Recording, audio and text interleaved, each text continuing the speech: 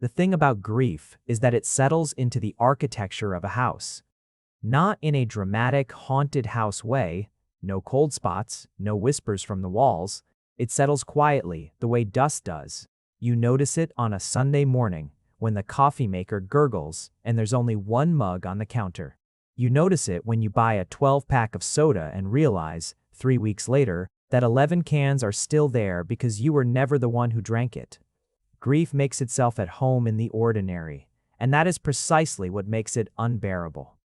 I had been living with it for 4 years when the doorbell rang on an October afternoon that smelled like wood smoke and fallen leaves. I was in the kitchen, elbow deep in dough, a Saturday project I had started because Eli had asked for cinnamon rolls, and I could never say no to him. And I called out without thinking, "Eli, can you get that?"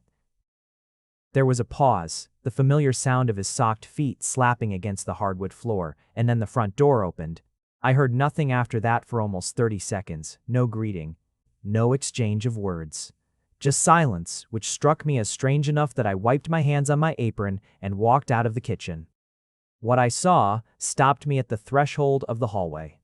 Eli was standing in the open doorway, one hand on the frame, his head tilted at a slight angle. He was 12 years old, gangly, and still figuring out where his limbs ended, with dark sandy hair that curled a little at the nape of his neck and gray-green eyes that were currently fixed on the man standing on our porch with an expression I had never seen on my son's face before. It was not suspicion, it was not politeness, it was something quieter and more unsettling, recognition, the kind that happens before the brain can intervene. The man on the porch was tall, broad through the shoulders, with the same sandy hair as Eli, though his was shot through with early threads of silver at the temples, and the same gray-green eyes. He was holding a folder of papers and wearing a dark green jacket, and he was staring at my son with an expression that was the precise mirror image of Eli's own. It was like looking at a photograph and its negative at the same time. My son and this stranger were staring at each other, and I did not breathe. The man looked up first, and his eyes found mine over Eli's head. Something moved across his face, something complicated and private, and immediately shuddered. "I'm sorry to bother you," he said. His voice was low and even, the kind of voice that didn't rush itself. "I'm looking for Paul Kelley. I'm from the county assessor's office. There was a discrepancy on the property tax records, and I needed to deliver these correction forms in person." He held up the folder. I knocked twice and wasn't sure anyone was home. "I'm Paul Kelley," I said. He looked at me for a moment. "Alan Hall." We shook hands at the door, which was slightly absurd given the circumstances. Me in a flour-dusted apron, my son standing between us like a small, bewildered satellite. But I managed it. Eli had not moved. "Bud," I said quietly, "why don't you go check on the rolls? Oven timers probably close." He turned to look at me, and there was something in his face that made my chest tighten, a question he didn't have words for yet. Then he looked once more at Alan Hull, just briefly, and went. Alan watched him go. When he turned back to me, the expression was gone, replaced with professional composure. "I really am sorry for the interruption. This will only take a few minutes." "Come in," I said, because what else do you say to a man who just had a wordless, lightning bolt moment with your 12-year-old son? He came in. I showed him to the kitchen table and poured 2 cups of coffee without asking, which was presumptuous. But he accepted the mug with a quiet thanks and curled both hands around it like a man who had been cold for a while. Eli was at the far counter, ostensibly monitoring the oven, but I could see the angle of his shoulders. He was listening. The paperwork took about 7 minutes. There had been a clerical error in the address registration after I'd refinanced the mortgage. The county had 2 records and needed a signature confirming which was accurate. Alan explained it clearly and without fuss, slid the forms across the table, and waited while I read them. I was aware of him in a way I hadn't been aware of another person in a very long time. Not attracted, not exactly, not yet. Just aware. The particular weight of someone in a room. I signed. He thanked me and gathered the folder.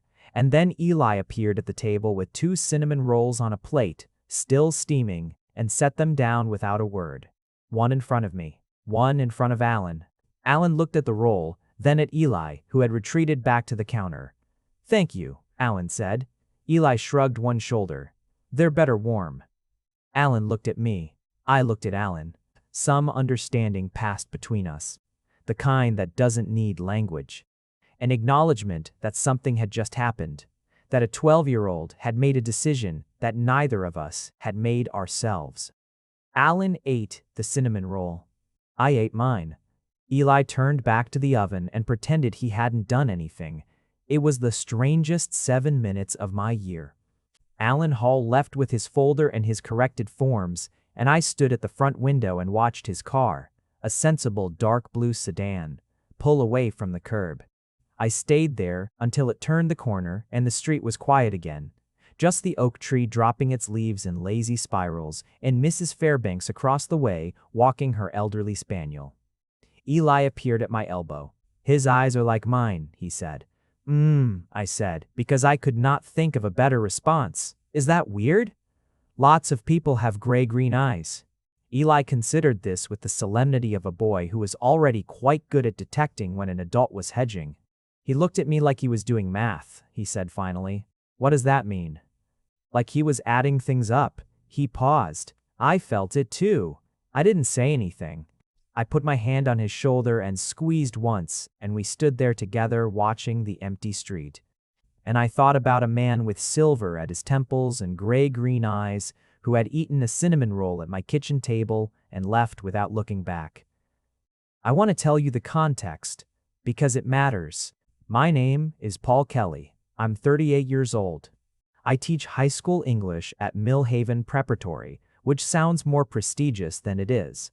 It's a decent public-private hybrid school in a mid-sized city, and I've been there for 11 years. Before that, I was a graduate student. Before that, an undergraduate.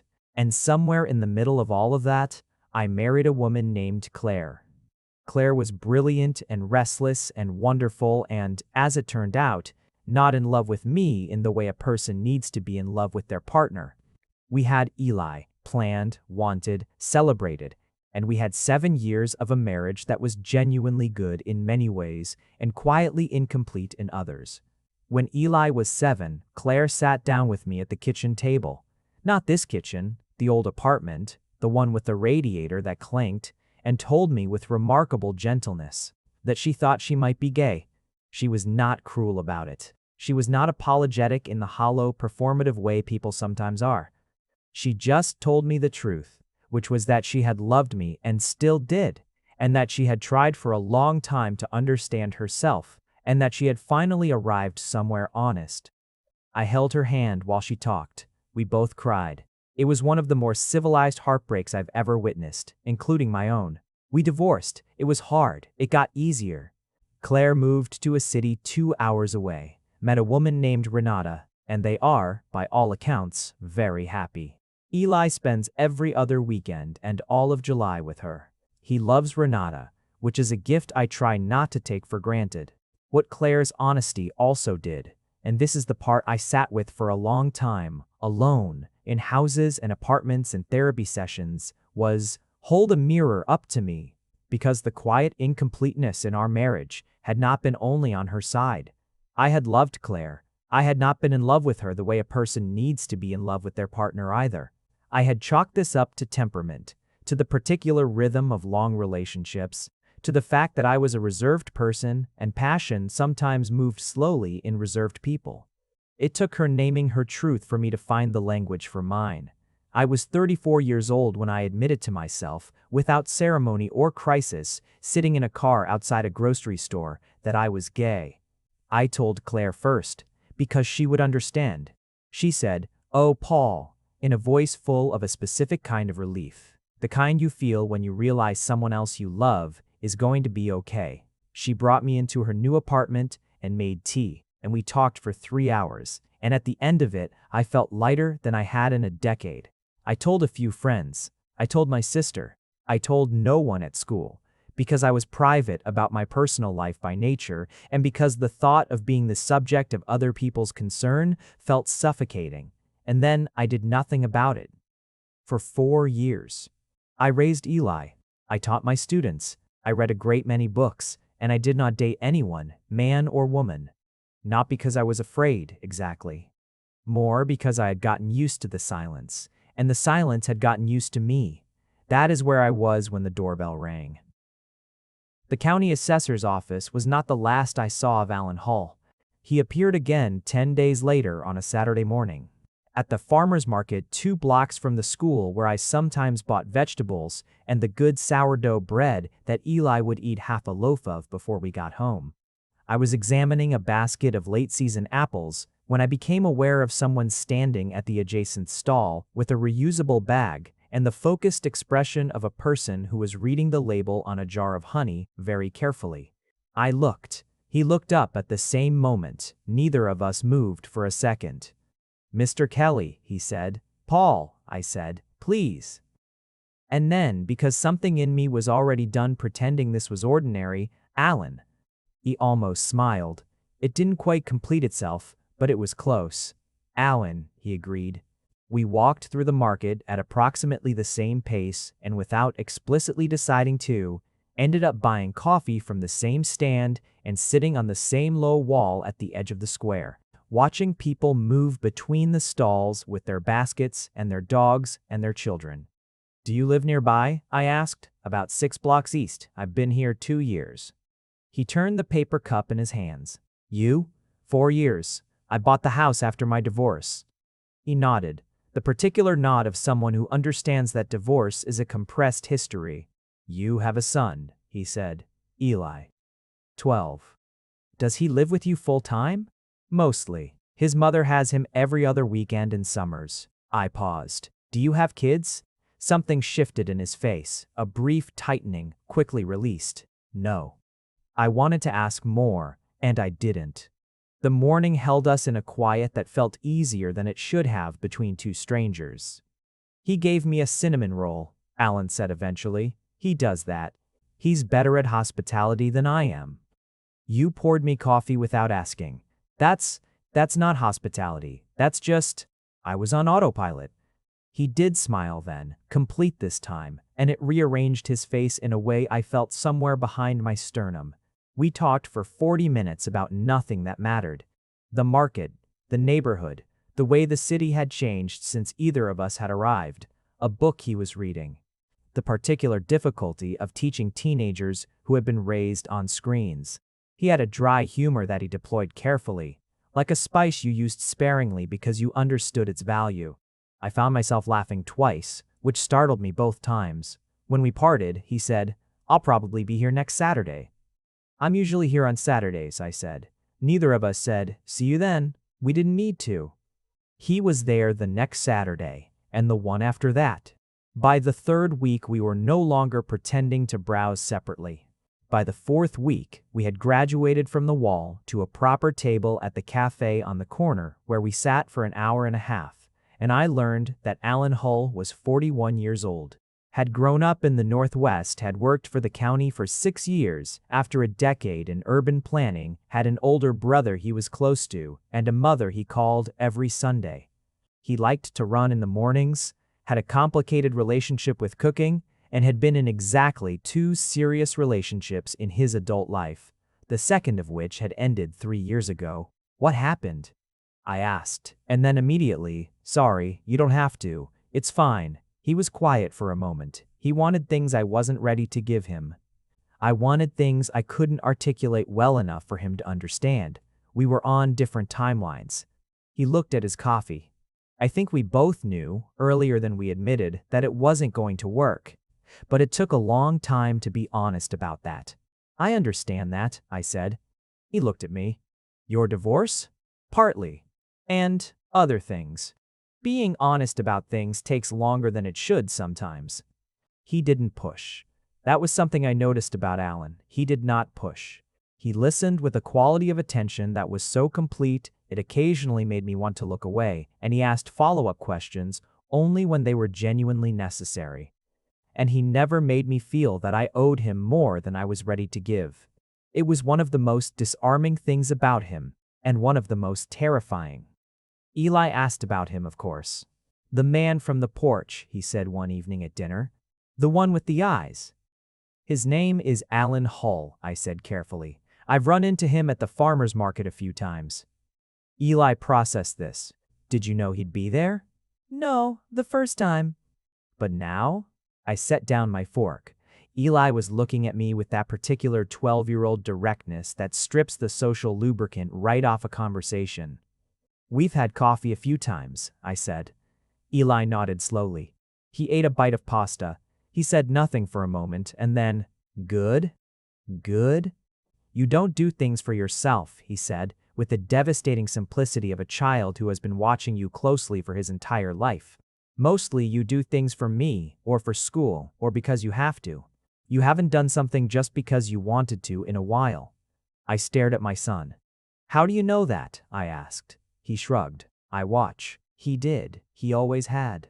From the time he was small, Eli had been an observer, the kind of child who sat quietly in a room full of adults and absorbed everything and said nothing, and then later in private, revealed that he had understood far more than anyone had realized. Claire used to say he came out of the womb already halfway knowing something. I'm not sure what it is, I told him honestly. We're just talking. Okay, Eli said, but he has your eyes. Eli, that's not how… he corrected himself. He has my eyes. Which are your eyes? We all have the same eyes. Lots of people have. Dad. He looked at me steadily.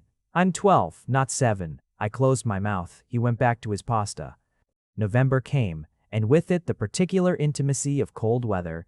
The way it drives people inward, narrows the world to what is warm and close. Alan and I stopped meeting exclusively at the market and started meeting at a small bar, a few streets from my house that had dark wood paneling and good whiskey, and a bartender named June who was resolutely incurious about her patron's business. We met on Thursday evenings, which worked around his schedule and mine, and we sat in the same corner booth every time and we talked. I do not mean small talk. I mean the other kind, the conversations that accumulate into something, that leave you changed by increments so small you don't notice until you look back and realize you are standing somewhere entirely different from where you started. He told me about his father who had died when Alan was 19, and the particular shape of that grief, the way it had arrested something in him, and he'd spent the next decade trying to figure out what it was. He told me about his time in graduate school for urban planning, the thesis he'd written on equitable green space distribution that he was still proud of, the reasons he'd ultimately left the field for a quieter kind of work. He told me that he had known he was gay since he was 15, had come out at 23, and had spent the years between managing a quiet terror that he would never find something that fit, not because he didn't deserve it, but because he wasn't sure he knew how to let it. What changed? I asked. The second relationship. He turned his glass slowly. I was in it for 2 years. He was good, a genuinely good man, and I still held back, not consciously, not on purpose, but he felt it, and he named it, and he was right. He paused. After it ended, I sat with that for a long time, the question of why I did it. Did you find an answer? A partial one. I think I was afraid of what it would cost, not just losing the relationship, but what loving someone fully would require of me, the degree of visibility, the exposure. He looked at me. You know that feeling? I did. I knew it precisely. Yes, I said. He held my gaze. The bar was warm and low-lit, and June was at the far end of the counter. And we were sitting close enough that I could have reached across the table and touched his hand if I had been a different man or a braver one. I was not, yet, but I was getting there. The third Thursday of November, Alan said. Eli mentioned something interesting when I saw him. I looked up. You saw Eli? I was walking past the school Friday afternoon. I had a meeting with the parks department nearby, and he was outside with a group of friends. He recognized me. A small pause. He waved me over. I felt something shift in my chest. And he shook my hand and introduced me to his friends as his dad's friend Alan. He said it neutrally, but there was something underneath it. He said, quote, "My dad talks about you a lot. He thinks you don't notice, but he laughs more when he's been to see you." I put my face in my hands. Alan laughed. A real laugh, not the restrained, near smile I'd gotten used to. It was a wonderful sound. He's observant. He's catastrophically observant, I said into my hands. I apologize. Don't. His voice had softened. I wasn't embarrassed. I was. He stopped. I looked up. He was watching me with an expression I hadn't seen on him before. Open in a way he usually wasn't, careful and careful less at the same time. I was glad, he said quietly, to hear it. The bar was very quiet for a moment. Alan, I said. Paul, I think. I stopped, started again. I don't do this well. I should tell you that up front. Whatever this is, I don't have a lot of practice. And Eli is, he's the most important thing, and I've been careful about. I know, he said. I'm not asking you for anything you're not ready to give. But Paul. He leaned forward slightly, just enough. I'm not going anywhere. I'm not on a timeline. I'm here because I want to be here, talking to you in this booth every Thursday, and that's already more than I expected when I knocked on your door about a property tax error. Something in my chest did a complicated thing. Okay, I said. Okay, he agreed. We ordered another round and talked until June politely informed us that she was closing. December in a house with a 12-year-old is its own kind of chaos. Eli had school performances and friend events and holiday projects, and a seemingly infinite appetite for Christmas movies, which he watched on the couch in my childhood blanket with his feet on my lap, narrating everything. The house smelled of pine and the orange clove pomanders we'd been making every December since he was old enough to push a clove into an orange rind. We baked, not particularly well, and decorated, not particularly tastefully, and it was loud and warm and exactly the life I had chosen. Alan came for dinner on the 15th of December. I had not planned this exactly. It emerged from a Thursday conversation when I'd mentioned I was making a roast, and Alan had made an offhand comment about not having had a home-cooked roast in months, and I had heard myself say before my caution could catch up with my mouth, "Come on Saturday, Eli would like that." There had been a pause. "Are you sure?" Alan asked. "Yes," I said, which surprised us both. He arrived at 6 with a bottle of wine and a book he'd thought Eli might like, a thick adventure novel with a spaceship on the cover. And he stood in my hallway and looked around the house with an expression of quiet attention that I recognized as the way he looked at things he wanted to understand. Eli came thundering down the stairs, stopped 2 steps from the bottom and said, "You came." "I came," Alan said. "I told Dad you would." Eli jumped the last 2 steps. He wasn't sure. "I was sure," I protested from the kitchen doorway. "You made a backup dinner," Eli told Alan confidentially. Alan looked at me. I had, in fact, made a backup pasta in case the roast went wrong, which was not the same thing as not being sure he'd come, but the distinction felt thin. We ate at the kitchen table, all 3 of us, and it was the most ordinary, extraordinary evening I could remember. Eli talked, because Eli always talked when there was someone new to tell things to, and he told Alan about his school and his friends and his current obsession with a particular documentary series about deep-sea exploration. Alan asked questions with genuine interest and answered Eli's questions about his job with the patience of someone who understood that 12-year-olds deserve real answers. They argued, mildly, about whether a particular stretch of the city's riverfront would be better as a park or a pedestrian market. Eli's position was that it should be both. Alan said that was only possible with adequate funding. Eli said that was the adult's problem to solve. "He's not wrong," I said. Alan looked at me with the expression that was becoming familiar, the one that meant he found me amusing without wanting to say so directly. After dinner, Eli disappeared upstairs to read his new book, and Alan and I stood side by side at the kitchen sink, washing up, and the domesticity of it settled over me like something warm and slightly frightening. "He's remarkable," Alan said. "He is," I said. "He was born that way. I can't take credit." "You can take some credit. The environment matters." I handed him a pot to dry. "He liked you." I could tell. He doesn't automatically like people. He's polite to everyone, but liking is different. Alan turned the pot in the towel. "What does it mean to you, that he liked me?" I thought about being evasive. I thought about being careful. And then I thought about what Eli had said. You don't do things for yourself. And I said what was true. It means more than it probably should at this stage, I said. He's the person I trust most in the world. When he decides something about a person, he's usually right. Alan set the pot down. He turned slightly toward me and we were close. Closer than we usually stood, and his gray-green eyes were very still. Paul, he said quietly. I know, I said. I know, I said again. And because I was apparently done being cautious, I turned toward him fully and he turned toward me, and it was small and careful and extraordinarily tentative. The brief pressure of his mouth against mine. And then not brief, and then neither of us was small or careful anymore, just present, just here, just this. We pulled back after a moment that had no real duration. He was looking at me, like a man who had been adding things up and finally arrived at the answer. Okay, I said, for the second time, because it seemed to be the only word I had. Okay, he said, smiling now.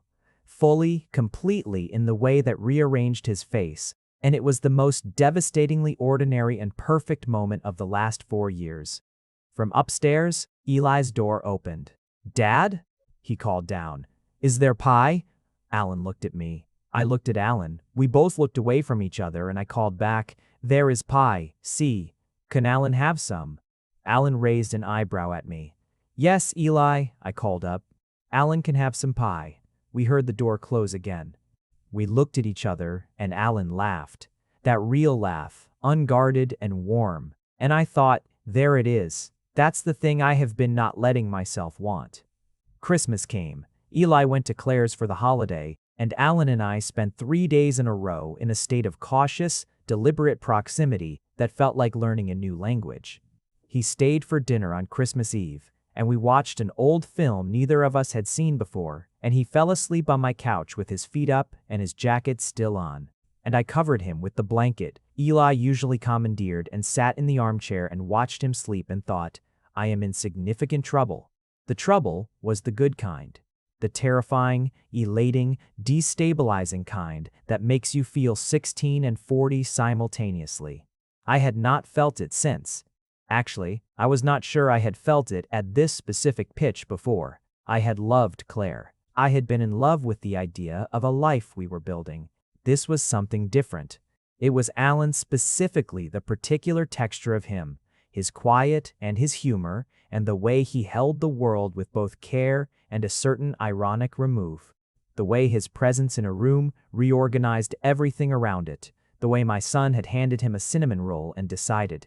He woke up around midnight, disoriented, and looked up to find me still in the chair. You should have woken me, he said, voice rough with sleep. You looked comfortable. I was. He sat up slowly, ran a hand through his hair, looked at me. Were you watching me sleep? I was thinking. Same thing? Not the same thing. He smiled, and it was slow and private, the smile of someone in a room where they are allowed to be private. He reached across the space between us and touched my hand, just briefly, just the back of his fingers against mine. What were you thinking? He asked. That I haven't done this in a very long time, I said. Any of it, being this close to someone. Neither have I, and that it scares me. Me too, and that I'm, me too, and that I'm, I stopped. He waited. I'm glad the property tax had an error, I said. He laughed again, a soft sound in the quiet house, and his hand turned and folded over mine, warm and certain. Me too, he said. January is a month that tests things. The holidays peel back and leave whatever is underneath exposed to the cold, and what's underneath is either something real or something that was propped up by the warmth and the lights and the excuse of the season. What was underneath Alan and me, as it turned out, was real. It was not easy. Real things rarely are. We were two people who had spent years in careful solitude, learning to be sufficient unto ourselves and the recalibration required by the presence of another person, their preferences and moods and needs, the ways they took up space. The ways they required you to take up space in return was at times difficult. He was private in ways that sometimes felt like walls.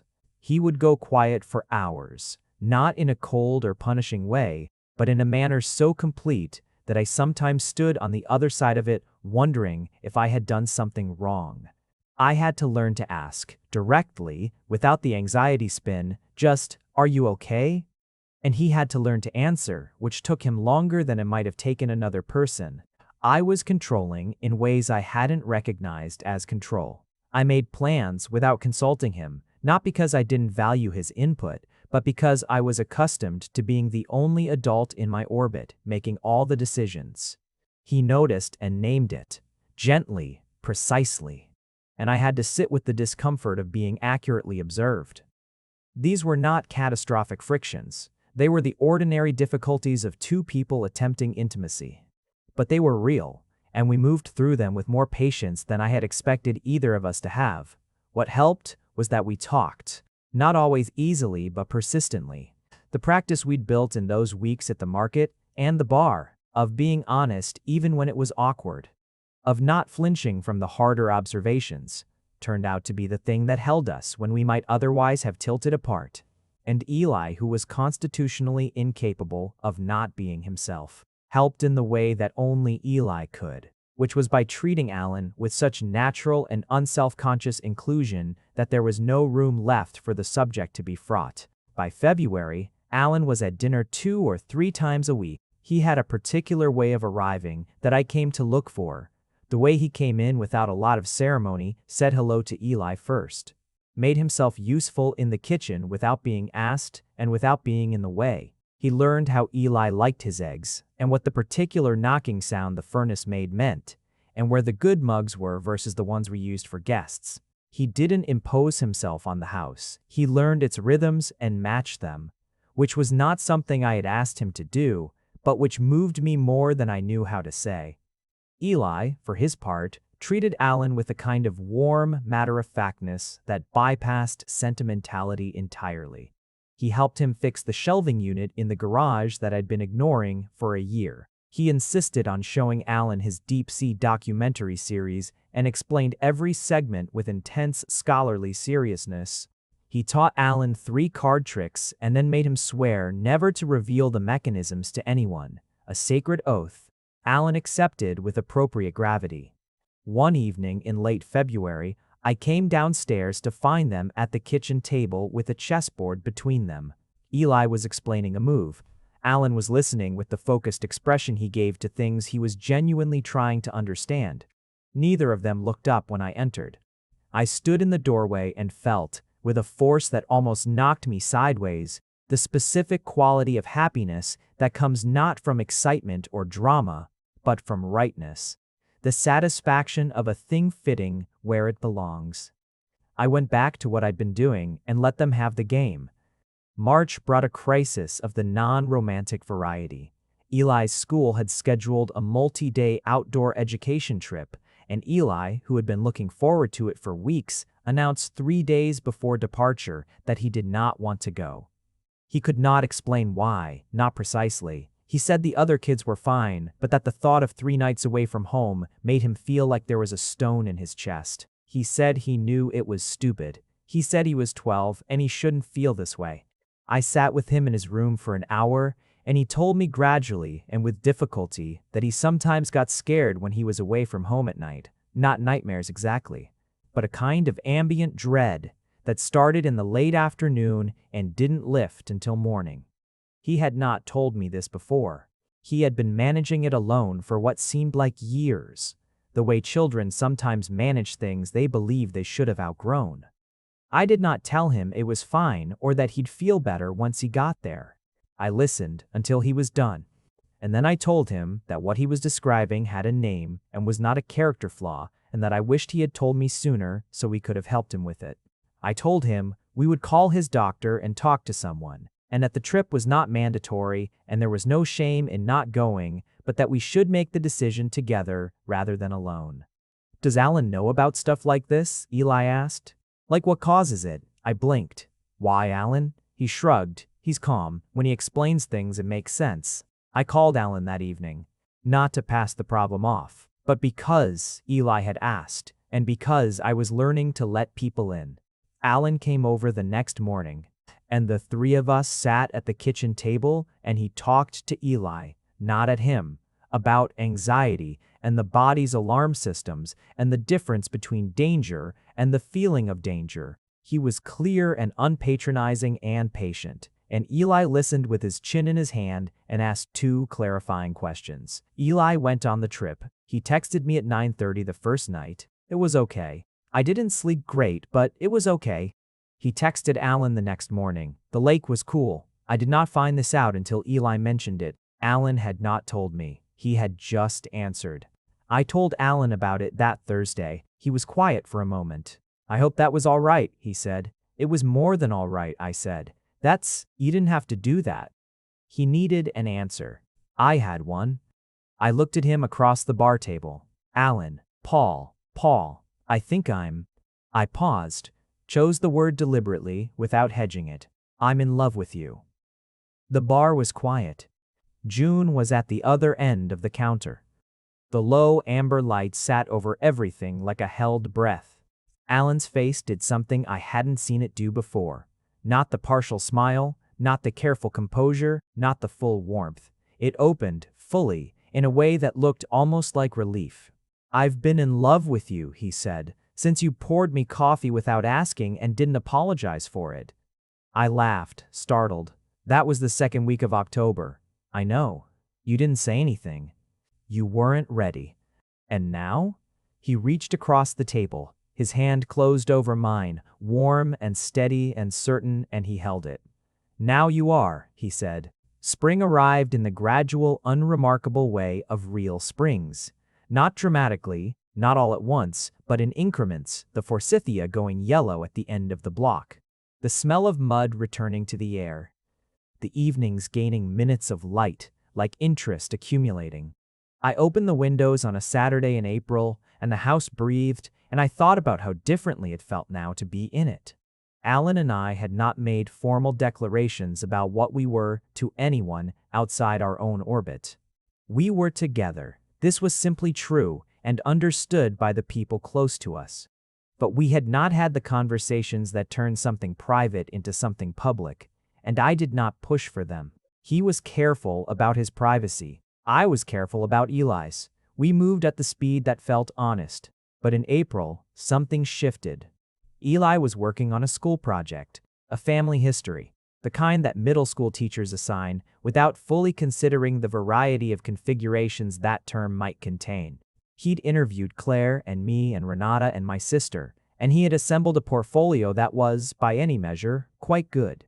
But he came to me one evening with his draft and a look on his face that I had learned to recognize as pre-confession. I want to include Alan, he said. I looked at him. What do you mean, include him? In the family history. I want to write about him. Eli, he's not family in the technical sense. Not yet. The project says the people who have shaped your life. Eli pushed the paper toward me. He shaped this year. He shaped how I think about the anxiety stuff. He helped me with the lake trip. He paused. He texts me back when I tell him about the deep-sea things. He does? I said. He sends links sometimes, articles about bioluminescence and stuff. I held the paper and tried to organize my feelings, which were somewhat voluminous. What did you want to say? I asked. I wanted to say, Eli thought carefully, that some people come into a family from the outside, but they don't feel like they're outside. They feel like they were always going to be there and you just hadn't met them yet. I set the paper down. Eli, I said, is that okay? Is it okay? I stopped. Does Alan know you're thinking this? I told him. When? When we talked about the chess game last week, I said I wanted to put him in the project, and he said it was up to you and up to me. I thought about Alan, saying it was up to you and up to me. Making no claim. Leaving the door entirely open for Eli to decide, and for me to decide, without any pressure from his direction. I thought about the man who had shown up to deliver property tax forms and eaten a cinnamon roll at my table, and talked to my son about anxiety and bioluminescence and chess moves. and who had been in love with me since October and waited with the specific patience of someone who understood that some people need to find their own way to the thing. Yes, I said. It's okay. Eli nodded, satisfied, and picked up his paper. He was almost at the door when he turned back. Dad, he said. Yeah? You should tell him that you want him to stay. What? Eli looked at me with enormous 12-year-old patience. He's careful. He won't assume. You have to tell him explicitly. He paused. I read it in a book. What book? What book? The one he gave me. He disappeared.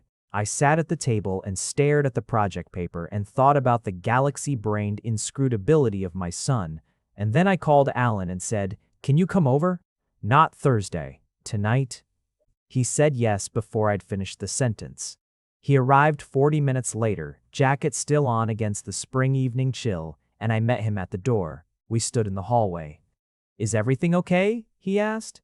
Yes, I said. I need to tell you something. He waited, which was so completely Alan that I almost laughed. I want you to stay, I said.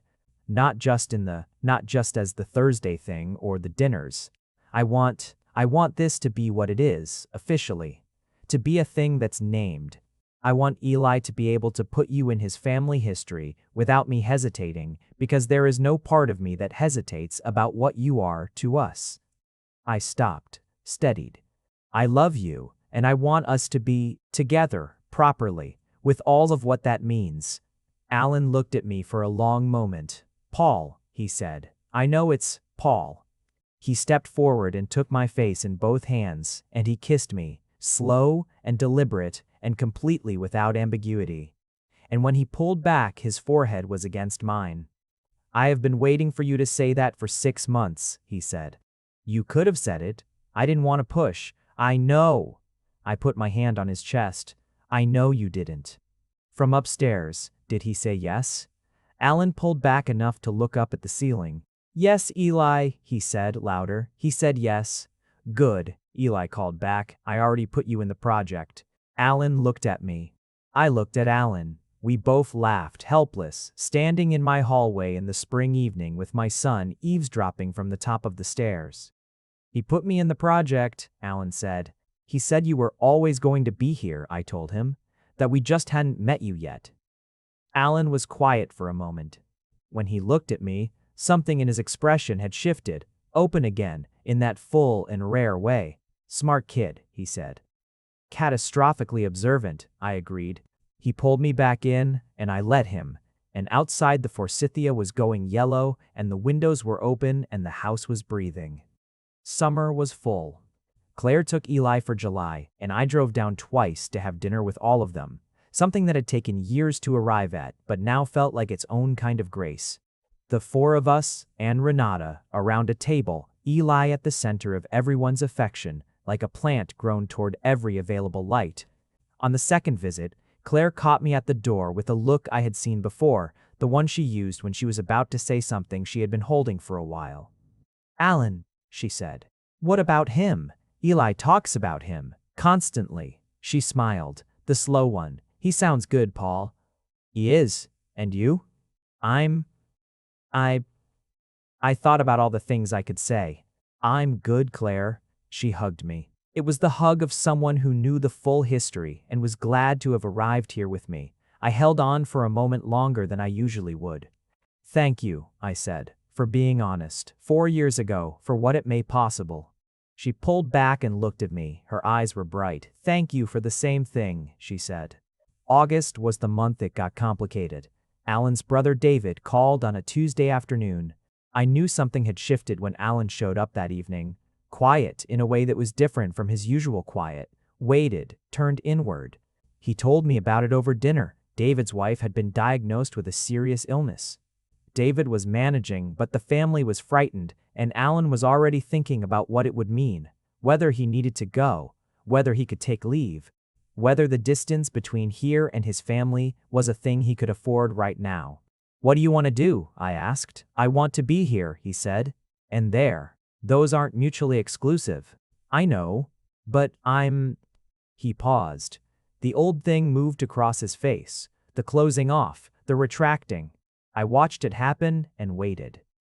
After a moment he said, "I'm afraid that if I leave, even temporarily, I'll come back to something different. I've done that before, left a thing and found it changed."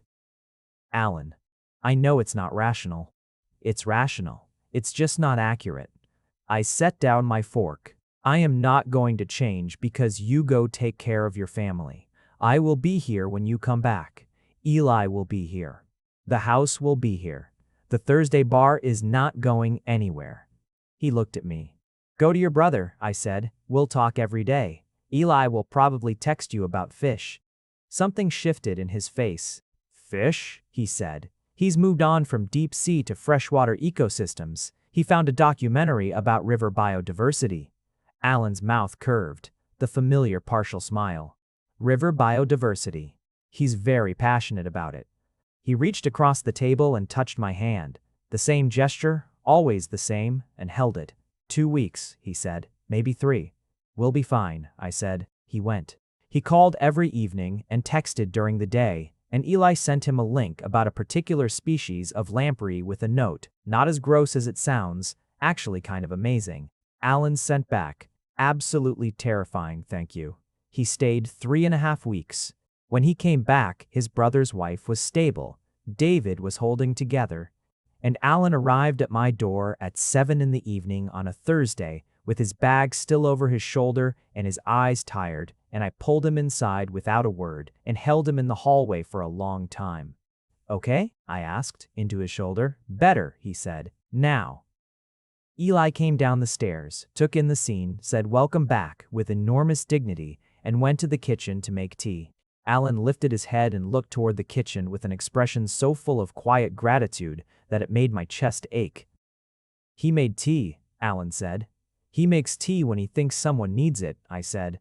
"Where did he get that?" "I have no idea. Not from me." Alan looked at me. "I think maybe from you," he said. "Eli started 7th grade in September, and it was fine. He was fine. They all were fine. But September also brought the 1-year anniversary of the day the doorbell had rung, and Eli had answered it and stood in the doorway, staring at a stranger with the same gray-green eyes. 1 year. I had to stop and count it twice because it seemed like it could not possibly be accurate, and also seemed as though it could not be any less. Alan and I went back to the market on the first Saturday of October, which was not quite the anniversary but close enough, and we walked through the same stalls in the same morning light.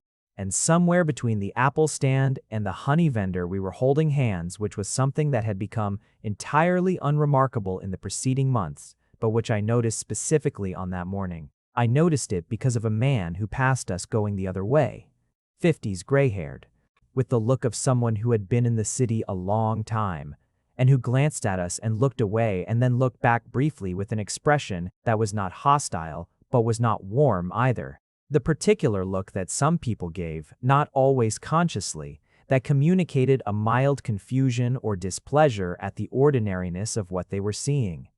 Alan felt me notice it. He said nothing, but his hand tightened briefly. "Does that still bother you?" I asked. "When people do that, less than it used to?" He was quiet for a moment. "Does it bother you?" I thought about it honestly. "I used to be afraid of it," I said. "Not the look specifically, the visibility, the being known in a particular way in public. I spent a long time being private about who I was. And now? Now I find I care much less than I thought I would." I looked at him. "I think because I understand what I'd be trading if I stepped back from it." He looked at me sideways. "Meaning?" "Meaning the look is nothing," I said, "and you are not nothing." He stopped walking. We were at the edge of the market, near the entrance, and the morning was bright and cool and smelled of apples and coffee. "Paul," he said. "What?" He pulled me a step to the side, out of the foot traffic, and kissed me. There, in the morning light, at the edge of the farmer's market, without any particular urgency or drama. Just clear and warm and completely unambiguous. Someone nearby made a sound that might have been approval. A child said, "You," in the way children do when adults display any affection whatsoever. I ignored both. When he pulled back, he was smiling. "Okay," I said, for the 3rd time in the history of us. Okay, he agreed for the third time and took my hand again, and we went to buy apples. There was a question that had lived under everything from the beginning, which neither of us had named directly. I want to name it now because it is part of the story, and because the story is not complete without it. The first day when Eli opened the door and stood face to face with Alan Hall, the same sandy hair, the same gray-green eyes, the same slight tilt of the head. There was something in that moment that required explanation beyond coincidence. I did not know what that explanation was. I am not a mystical person by nature. I believe in cause and effect, in the accumulation of small decisions, in the way that life shapes itself around what you put into it. But I am also a person who has taught literature for 11 years, and I understand the significance of the image, the recurring motif, the thing that keeps appearing because it is trying to say something.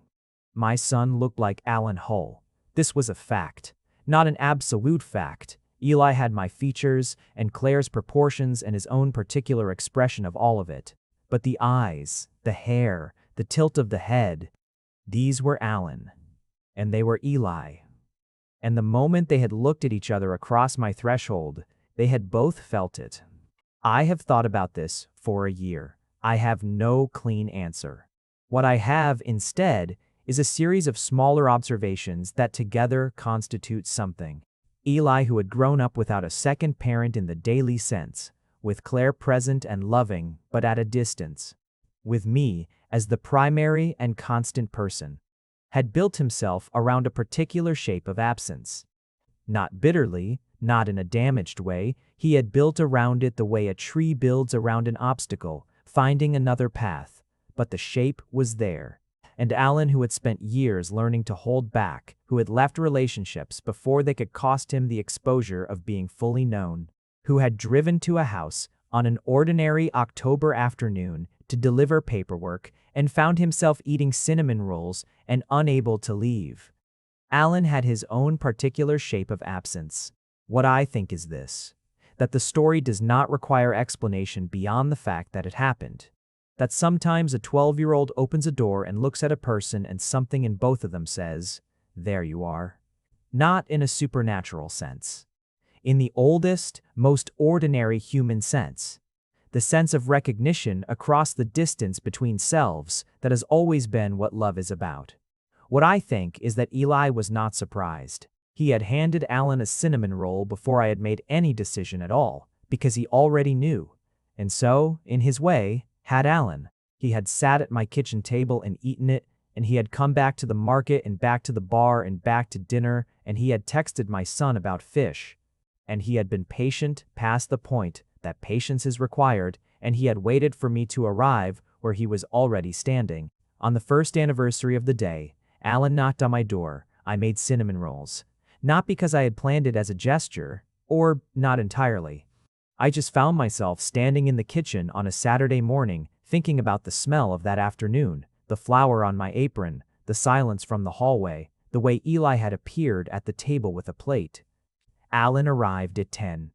Eli was still in bed, which was 7th grade normal. Alan came into the kitchen, took one look at the counter, and stopped. "Paul," he said. "The dough was in the freezer," I said. It seemed like the right morning. He stood there for a moment with his jacket still on. Then he took it off, hung it on the hook by the door, the hook that had been empty for years and now had his jacket on it most weekday evenings, and came to the counter. "What do you need?" he asked. "Nothing. They're almost ready. Sit." He sat. He sat.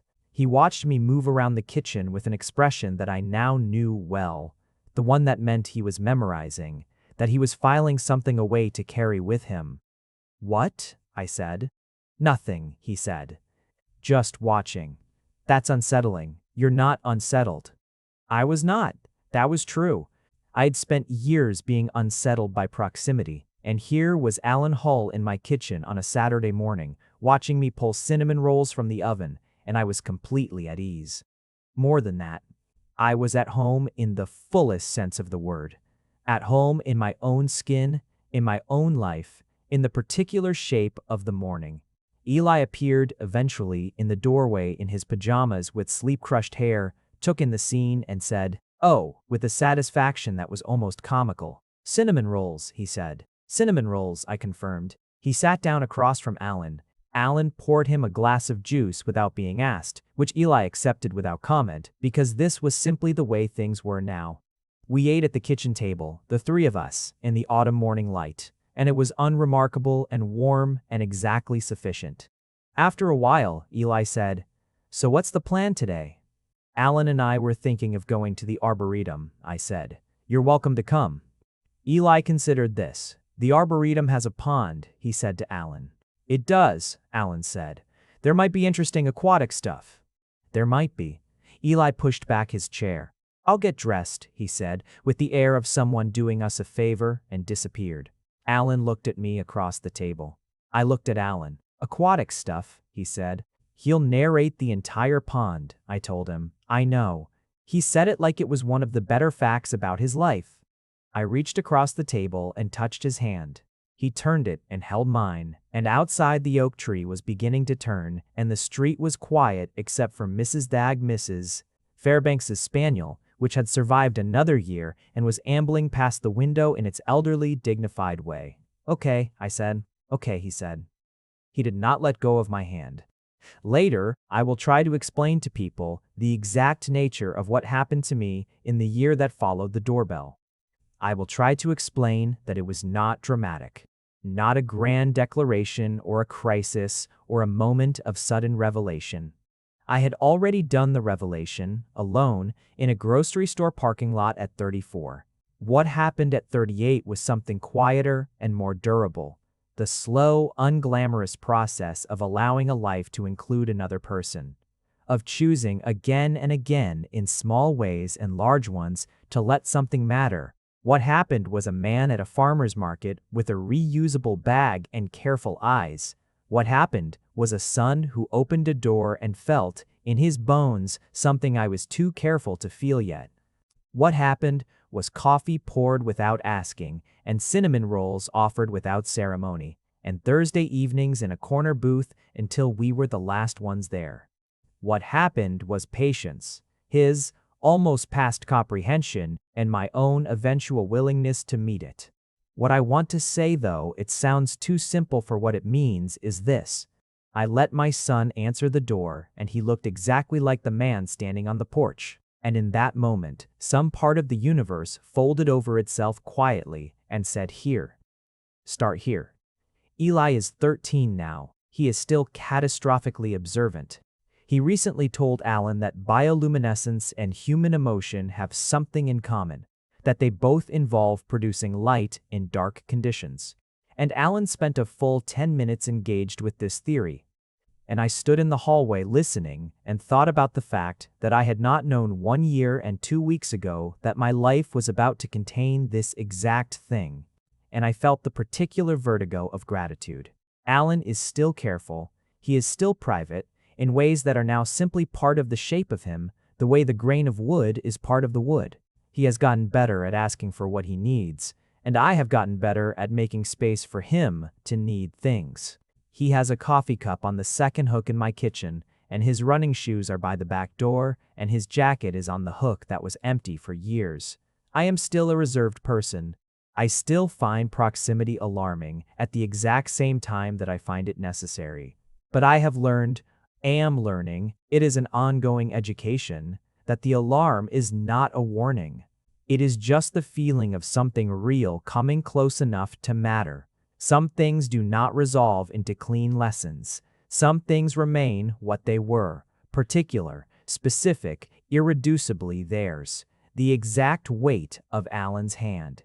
The look on Eli's face when he opened the door. The smell of cinnamon rolls on an October morning.